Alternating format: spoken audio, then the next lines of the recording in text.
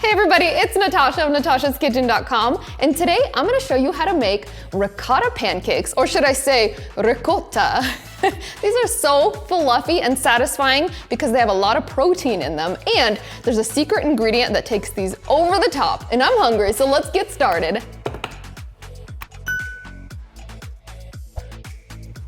In a large mixing bowl, combine 3 large eggs and 2 tablespoons of sugar. Whisk those together until they're well blended.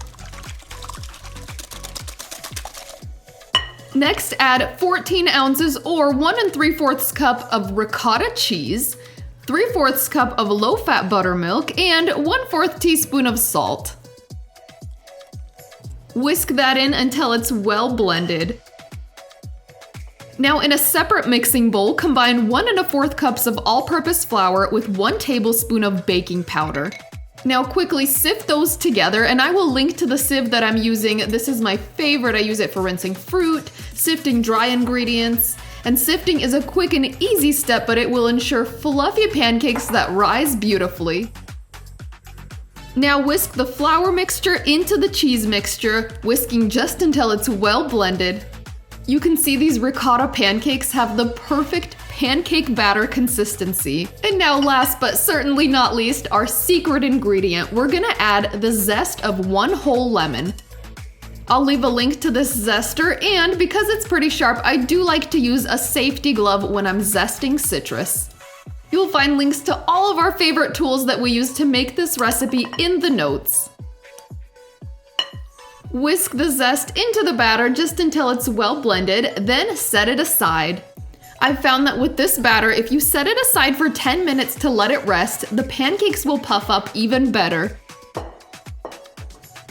Meanwhile, heat a large non-stick skillet or a griddle over medium heat and melt in some oil.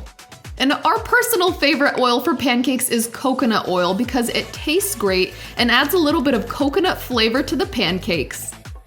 Spoon the batter into the hot pan, and we did about 2 tablespoons per pancake. I like using a trigger release ice cream scoop to make portioning easy. Sauté those for about 2 to 3 minutes per side, adding more oil as needed. The pancakes are ready to flip when you see bubbles forming at the top and the edges are lightly golden. If you see your pancakes are browning too quickly, reduce the heat because you want to give those pancakes a chance to cook through. We keep these on medium heat on the stovetop, and if we're using a griddle, we set it to 325 degrees Fahrenheit.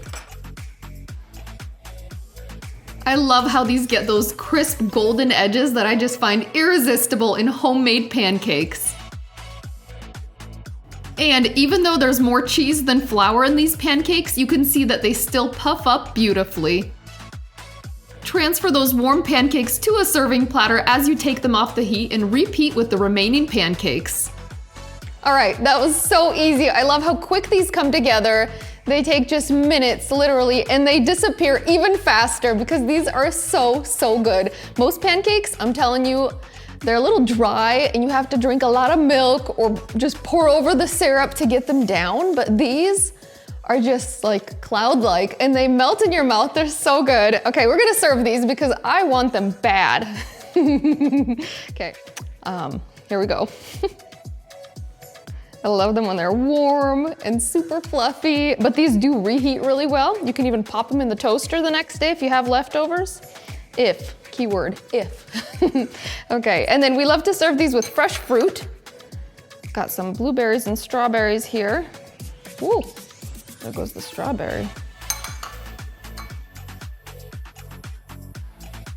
All right, and then some real maple syrup. And real maple syrup makes all the difference. We get this one, it's actually from Vermont. And I got these for my family for Christmas this year because they are so good. You haven't tried syrup until you've tried this. Highly recommend. All right, here we go. And you don't need a ton because remember, these pancakes are naturally moist and fluffy. Okay, and I'm gonna cut into this so that you can see what's inside because the texture of these is unforgettably good. Here we go.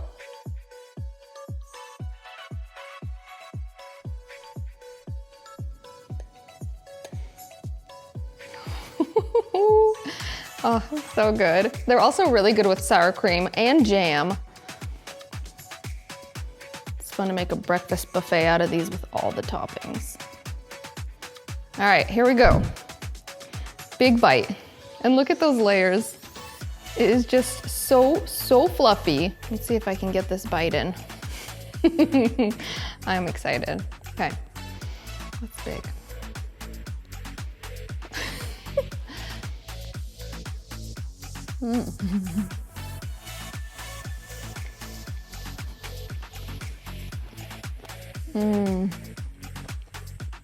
I love that they're mildly sweet and they are so satisfying. I'm telling you, the ricotta in here and the amount of ricotta in here adds so much great protein. So this is gonna make you feel good longer than just a basic, boring pancake. Wow, and then the flavor is awesome. I love that you can taste the little bits of lemon zest in there. And kids love these too. Our kids inhale them, and I have a taste tester that's very eager to try them. Come on over. Come on, hurry, hurry. Let's go, let's go. What are you doing? All right, you ready? Yummy. These are yummy. Do you remember these, Mama's Ricotta Pancakes? Yeah? You want some maple syrup on there? Oh yeah. Is that your favorite?